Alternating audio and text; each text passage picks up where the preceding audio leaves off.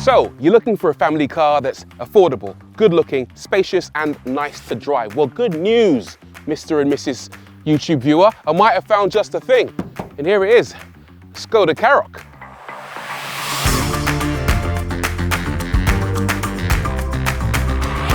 It's one of 3 cars in the Skoda SUV family, all of which confusingly start with a K and end with a Q. The biggest being the Kodiaq and the smallest being the Karoq. The Karoq is a medium-sized crossover that goes head-to-head with the likes of the Peugeot 3008, Range Rover Evoque, VW T-Cross and Audi Q3.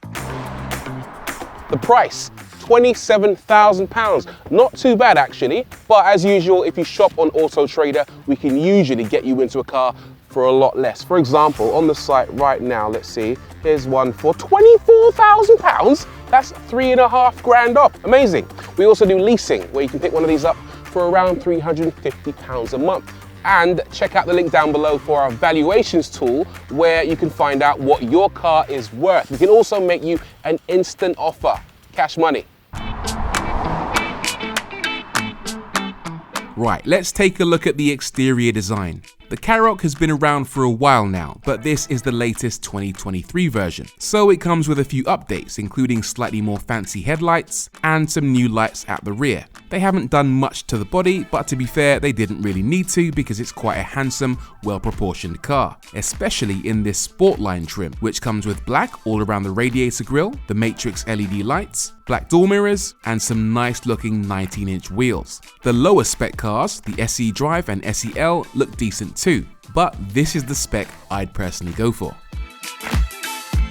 As for the interior, on the whole, it's quite nice. The first thing that I really appreciate are these seats, which are finished in a material that Skoda calls thermoflux. And apparently it's very breathable and handy, especially in the summer, because you don't get too hot in the seats. By the way, you also get heated seats, which is also very helpful in the winter time.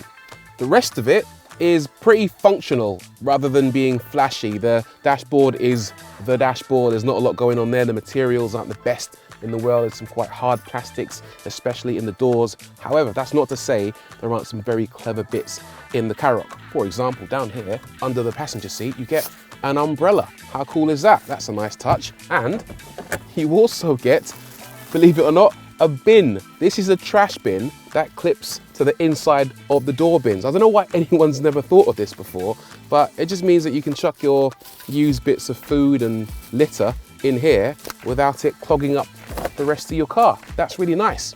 In terms of technology, well, on this high-end version, you get a 10-inch display for your infotainment system and also a digital driver display, which is new for this model year. The infotainment screen works pretty well, it's fairly responsive, but there are a couple of strange annoyances. For example, the noise it makes when you swipe around. Listen to this. You hear that? Like a whooshing noise whenever you swipe through the menu. That is super annoying, especially because it only does it sometimes. Really, really weird. But it does have Apple CarPlay, which works wirelessly, and if you choose to use the maps built into the car, well, they actually work pretty well. Particularly because they also feature landmarks. So if you zoom in to a particular area, like Battersea Power Station, for example, you actually see Battersea Power Station rendered on the screen in front of you. Another thing to appreciate is that this car has physical buttons, loads on the steering wheel for controlling various things like the heated steering, and also for the climate control system, which features something called air care. It actually has sensors that sense the quality of the air in the car and can close the recirculation valves to make sure that your level of pollution in the vehicle don't get to high levels, and to also affect your allergies, for example. They say that if you're driving at 30 miles an hour and you sneeze, you'll have your eyes shut for about 30 meters. So that, as well as making you feel better, could also be a safety feature. As for storage, it's okay. The glove box is actually pretty tiny, but you do get some storage on top of the dashboard, which is fairly large, and also storage down here in the center console, plus a couple of cup holders on this adjustable, for some reason, cup holder mechanism. Yeah, not groundbreaking, but totally fine. As for the back of the cabin, there's plenty of room there too. This really is a great little family car with lots of legroom and headroom for adults and children alike. The Sportline seats are stylish enough, but I'd recommend you go for the VarioFlex seats, not fitted to this car. These can be reclined, folded down, and then the back and base of the seats can be folded forward to make even more space. Or if you want to turn the Kodiaq into a van, the back seats can be removed completely. As for the boot, it's an ample space, 588 litres with the seats pushed forward, and there's lots of clever bits, including hooks for your bags, cubby spaces, and even a Velcro partitioning system that you can shape as you require to keep your objects in place.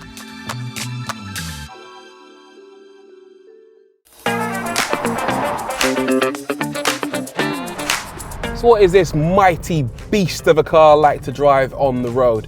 Quite pleasant is my initial impression. So the steering is nice and light. These seats are quite comfortable, even though they're the Sportline seats. There's plenty of adjustment in the seats as well. They go up really high to give you good visibility out the front of the car. And if you look around the back, there are these quarter panels that allow you to see into your blind spot. So it's a very simple car to maneuver. Just on the subject of these seats though, whoa! Nearly murdered 1,000 birds. On the subject of these seats, the base is actually quite long, and what that means is if you've got short legs, then they can feel quite uncomfortable. So maybe don't buy these particular seats if you've got short legs. Apart from that, spot on. Very, very supportive and fairly comfortable as well. There are a few different engine options in the Karoq, none of which are going to set your pants on fire, but there's a 1.5 petrol, a 2-litre petrol and a 2-litre diesel. But even though none of them are that quick, you should choose wisely because the gearbox you choose will affect the driving experience. For example, I have driven this car with the 1.5 petrol and the manual gearbox, and that feels quite slow. You are constantly changing gears, trying to keep the thing in the power band, and it's quite a sluggish experience.